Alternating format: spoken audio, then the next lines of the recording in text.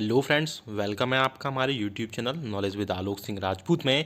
ये वीडियो सभी कर्मचारियों और पेंशन्स के लिए बहुत ही स्पेशल होने वाला है, बहुत ही इंपॉर्टेंट होने वाला है। अब बहुत बड़ी खबर आ रही है, गजब हो गया है। अब हर साल बढ़ेगी कर्मचारियों की सैलरी और पेंशन। वैसे तो आपकी सैलरी और पेंशन हर साल बढ़ती है, लेकिन अब किस हिसाब से आपकी सैलरी और पेंशन बढ़ेगी, उसके लिए जो सरकार है दो नए फॉर्मूलों पर विचार कर रही है। मीडिया रिपोर्ट्स में बहुत सारी खबरें आ रही हैं। किन किन दो फॉर्मूलों पर विचार कर रही है, उनमें से बेस्ट कौन सा है, उनमें से बेटर कौन सा है, और इसके अलावा कौन कौन से फॉर्मूले हैं, क्या आपकी सैलरी और पेंशन पर क्या इफेक्ट पड़ेगा, डिटेल में जानेंगे। और क्या क्या जानेंगे कि ऐसे सभी फॉर्मूले से, उन दोनों फॉर्मूले से आपको बम्पर फायदा होने वाला है। चाहे वो सेंट्रल गवर्नमेंट के एम्प्लॉइज़ के पेंशनर्स हो, चाहे वो central government employees, central government के जो है पेंशनर्स और सेंट्रल गवर्नमेंट एम्प्लॉइज़ के कर्मचारी हों, इसके अलावा स्टेट गवर्नमेंट के एम्प्लॉइज़ और कर्मचारी हों। तो ये वीडियो सभी कर्मचारियों और पेंशनर्स के लिए, आप किसी भी टाइप के कर्मचारी हों, सभी को फायदा होने वाला है। ये वीडियो आप पूरा लास्ट तक देखिएगा और हमें कमेंट करके जरूर बताइएगा कि इन दोनों फॉर्मूला से पे जो आपको किसमें सैलरी और पेंशन में ज़्यादा बढ़ोतरी होती दिखाई दे रही है। इसलिए इस वीडियो को पूरा लास्ट तक देखिएगा, बने रहिए हमारे साथ इस वीडियो में लास्ट तक। और अगर चैनल में पहली बार आए, यानी अगर आपने हमारे चैनल को अभी तक सब्सक्राइब नहीं किया है, तो सब्सक्राइब के इस रेड बटन को प्रेस करके चैनल को सब्सक्राइब कर लीजिए।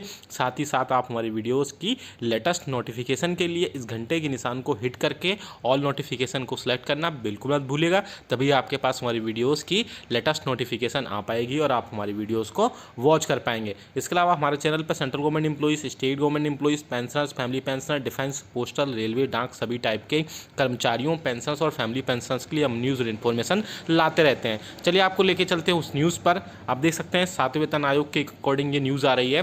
केंद्र सरकार के कर्मचारियों के लिए बल्कि चौंकाने वाले विकास के रूप में आ सकता है, जो 7वें वेतन आयोग के तहत एक उच्च फिटमेंट कारक के अनुसार वेतन बढ़ाने के लिए सरकार के साथ बातचीत कर रहे हैं। केंद्र अच्छी तरह से 7वें वेतन आयोग के साथ दूर करने का फैसला कर सकता है। प्रभावी रूप से इसका मतलब है कि कोई भी 8वां वेतन आयोग जो है अब वेतन आयोग नहीं होगा, यानी कि 7वां वेतन आयोग हो सकता हो आपका लास्ट वेतन आयोग हो। तो अब आपकी सैलरी और पेंशन कैसे डिसाइड होगी वो भी इसमें बताया गया पूरा। हाँ, आपने पढ़ा है कि वेतन आयोगों की प्रथा को समाप्त करने के लिए सरकार कमर कस रही है। सूत्रों के अनुसार 7वें वेतन आयोग के बाद अगले वेतन पैनल की घोषणा नहीं की जाएगी, बल्कि केंद्र जो है सेंट्रल लाख कर्मचारियों के साथ साथ 52 लाख कर्मचारियों के लिए एक नई प्रणाली विकसित करने के लिए काम कर रहा है, जिसके तहत उसे कर्मचारियों के वेतन को संशोधित करने की आवश्यकता नहीं है, बल्कि इन नए दो फॉर्मूलों के अनुसार कार्य करेगा। हाँ, केंद्रीय कर्मचारियों, सरकारी कर्मचारियों, उनके राज्य सहयोगियों ने 7वें वेतन आयोग के रूप में अंतिम कमीशन जो है 7वां वेतन आयोग अंतिम कमीशन उनका हो सकता है। चलिए आप देख सकते हैं कि वो दो कौन कौन से दो फॉर्मूले हैं, या कौन कौन से जो है दो जो बोल सकते हैं कि सूत्र हैं, विचाराधीन दो सूत्र हैं, वो देख सकते हैं कौन कौन से हैं। 7वें वेतन आयोग केंद्रीय कर्मचारियों के लिए वेतन और अन्य भत्ते तय करने के लिए फिर से अपनी सिफारिशें करने में सक्षम नहीं हो सकता है।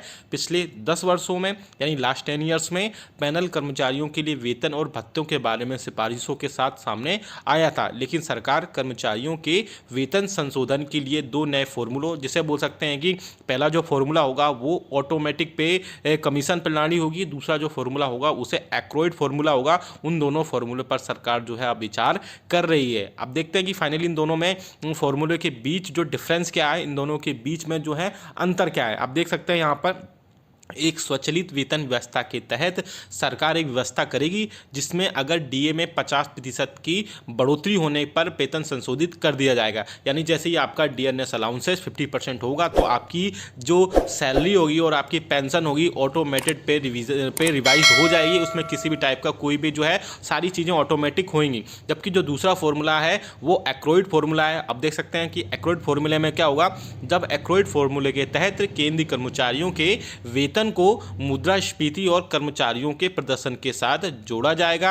एक्रोइड फॉर्मूला खाद्य और कृषि संगठन FAO के पहले निदेशक और पोषण विशेषज्ञ वोलेस रुटेल की सिफारिशों पर आधारित है। तो जबकि आपने दोनों जो फॉर्मूले हैं उनमें आपने डिफरेंस देखा। पहला जहां ऑटोमेटिक पे रिवीजन सिस्टम है, उसमें बोला गया है कि जब ये 50% से अधिक डियरनेस अलाउंसेस आपका क्रॉस करेगा, तो आपकी जो सैलरी और पेंशन होगी वो ऑटोमेटेड पे रिवीजन हो जाएगा। उसमें आपने आप से सारी चीज़ें रिवाइज होंगी। वही जो मैंने आपको बताया दूसरा जो एक्रोइड फॉर्मूला है वो कर्मचारियों के जो वेतन को होगा उसमें आपकी मुद्रास्फीति, इन्फ्लेशन और आपका जो प्रदर्शन है यानी आपका ऑफिस में वर्किंग कैसा है आपका, उसको बेसिस पर आपको रखा जाएगा। और जो दूसरा फॉर्मूला है एक्रोइड फॉर्मूला है वो एफओ जो कृषि संगठन है, खाद्य और कृषि संगठन, उसके निदेशक और पोषण विशेषज्ञ जो वोलेस रुडेल है उनकी सिफारिशों पर आधारित है और ये उन्हीं के नाम के आधार पर जो है लिया गया है। तो आप हमें कमेंट करके जरूर बताइए कि दोनों में से कौन सा बेस्ट है। क्या ऑटोमेटिक पे रिवीजन यानी 50% डीए के बाद में जो सैलरी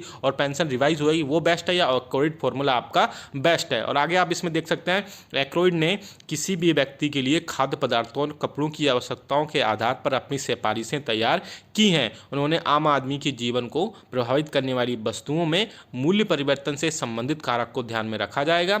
सरकार की राय है कि इस वॉलेस के फॉर्मूले से कर्मचारियों के वेतनमान तय करने में भी मदद मिलेगी। विशेष रूप से 7वें वेतन आयोग की सिफारिशों को 28 जून 2016 को मंजूरी दी गई थी, जिसमें केंद्रीय कर्मचारियों के न्यूनतम वेतन को 7,000 रुपये से बढ़ाकर 18,000 रुपये दिया गया था। अपनी सिफारिशों में 7वें वेतन आयोग में यह भी कहा गया था कि सरकार को संशोधित उनकी सैलरी और पेंशन को संशोधित करना चाहिए, न केवल 10 वर्षों में बल्कि समय समय पर कर्मचारियों को उनकी सैलरी और पेंशन को जो है रिवाइज करते रहना चाहिए। और आगे आप देख सकते हैं सरकार ने नए पे मैट्रिक्स के भुगतान के अलावा एक नए पैनल के पे बैंड और ग्रेड के अनुसार भुगतान किया जाता है। अगर केंद्र सरकार सभी सिफारिशों को मान ले तो केंद्रीय कर्मचारियों के वेतन और पेंशन को मुद्रास्फीति सूचकांक में जोड़ दिया जाएगा। यदि ऐसा हुआ तो कर्मचारियों की वेतन संशोधन प्रणाली बहुत ही मुश्किल हो जाएगी। तो आप देख सकते हैं कि यहाँ पर जो है मीडिया में कई सारी खबरें आ रही हैं कि सरकार जो है 2 अलग अलग तरीकों के फॉर्मूले पर विचार कर सकती है। दोनों मैंने आपको बता दिए, जिसमें से पहला जो था ऑटोमेटिक पे रिवीजन सिस्टम था, जिसके बेसिस पर 50% डी जैसे ही आपका डीए क्रॉस होगा तो आपकी डीए और आपके जो है सैलरी और पेंशन रिवाइज हो जाएगी। दूसरा जो एक्रोइड फॉर्मूला था वो आपके काम के प्रदर्शन के हिसाब से और मुद्रास्फीति और खाद्य वस्तुएं जैसे जैसे महंगाई बढ़ती जाती है, आपने यहाँ पे देखा भी है कि खाद्य पदार्थों यानी फूड स्टफ और आपके कपड़ों पहनने के आधार पर उसके बेसिस पर होगा, क्योंकि ये सारी चीज़ें एक आम आदमी के जीवन को जो है बहुत ज़्यादा इफेक्ट करती हैं, जिससे उनके लाइफ में काफ़ी चेंजेस होते हैं। उसी के बेसिस पर जो फॉर्मूला जो है तैयार किया गया है। फिर से मैं बोल रहा हूँ, आप कमेंट करके हमें जरूर बताइएगा कि इन दोनों फॉर्मूला इसमें से कौन सा फॉर्मूला आपके लिए हिसाब रहे आपके लिए बेटर रहेगा, चाहे वो स्टेट गवर्नमेंट के एम्प्लॉइज हों, चाहे वो पेंशनर्स हो स्टेट गवर्नमेंट के, चाहे वो सेंट्रल गवर्नमेंट एम्प्लॉइज के पेंशनर्स हो, चाहे वो सेंट्रल गवर्नमेंट एम्प्लॉइज के आपके जो है केंद्रीय कर्मचारी हो। बाकी डीए अभी आपको पता है कि इस टाइम फ्रीज हो रखा है जून 2021 तक के लिए। अगर इसमें भी कोई अपडेट आता रहेगा तो हम आपको अपडेट करते रहेंगे।